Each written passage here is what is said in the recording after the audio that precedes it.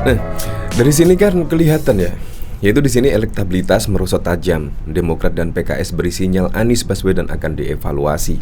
Nah, pada saat kemarin sih, yaitu pada saat Anies dideklarasikan itu sudah ada gembar-gembor isu penjegalan dan semacamnya. Dan bahkan juga seringkali Nasdem, Demokrat dan bahkan juga PKS menggaungkan isu tersebut, yaitu Anies akan dijegal oleh pemerintah. Nah, artinya apa?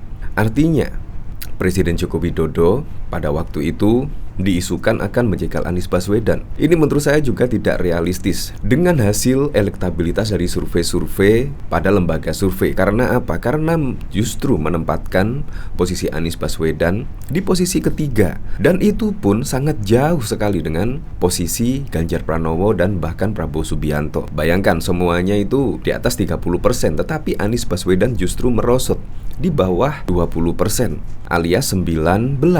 Jadi di sini wajar sajalah jika elektabilitas Anies merosot, yaitu ya bisa jadi Demokrat dan PKS akan mengevaluasi. Karena apa? Karena kalau diteruskan pasti juga akan kalah. Ini belum pendaftaran di KPU loh, tetapi sudah merosot tajam. Apalagi kalau sudah mendaftarkan di KPU dan pemilihan Pilpres. Pasti untuk 5 tahun ke depan Koalisi Perubahan dipastikan akan menjadi oposisi. Bayangkan, oposisi yang kemarin saja ketika Presiden Joko Widodo menjabat sudah oposisi 2 periode.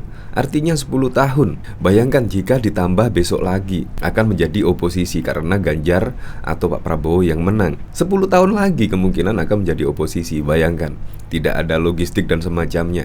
Menanggapi hal ini, saya jadi ingat kata Pak Mahfud MD pada waktu itu. Nah, bahkan di sini pada waktu lalu juga ada berita yang menyebut Mahfud MD bantah ada upaya penjegalan Anies Baswedan.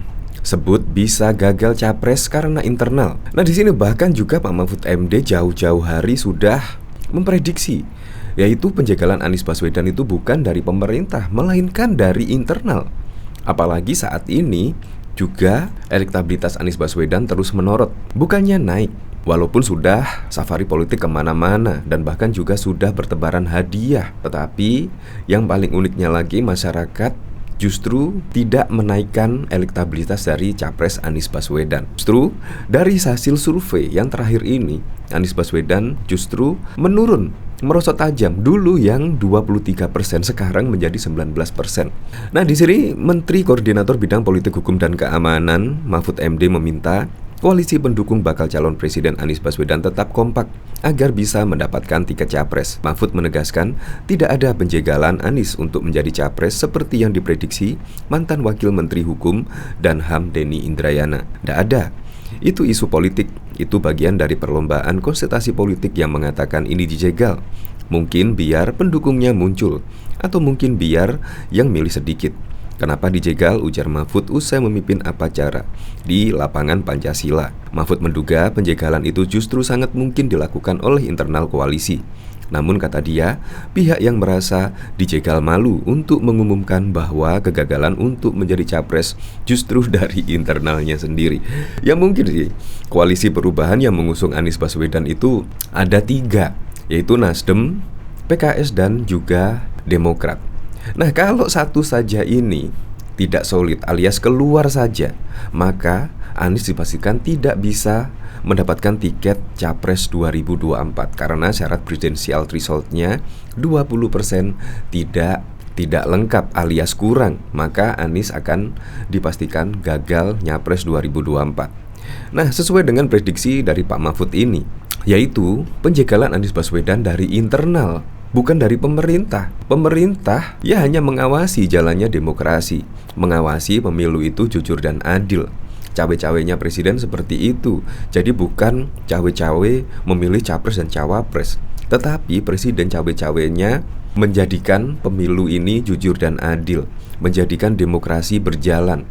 Bahkan Anies ini adalah simbol oposisi loh.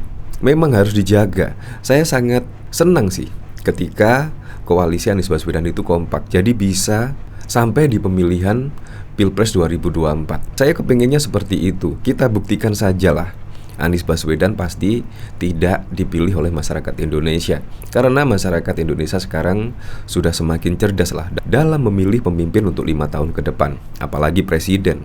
pasti masyarakat Indonesia akan berhati-hati sekali dalam memilih capres untuk memimpin 5 tahun ke depan. Jadi menurut saya sih Anies Baswedan kalau bisa ya sampai maju pada pemilihan Pilpres 2024. Kita buktikan sajalah suara rakyat menentukan atau memilih siapa.